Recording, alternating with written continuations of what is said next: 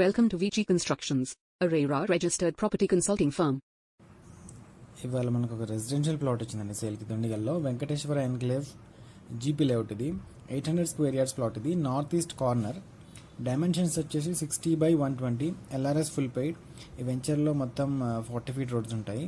ఈ వెంచర్ వచ్చేసి ORR exit 5 నుంచి లెస్ దాన్ 1 కిలోమీటర్లో ఉంటుంది.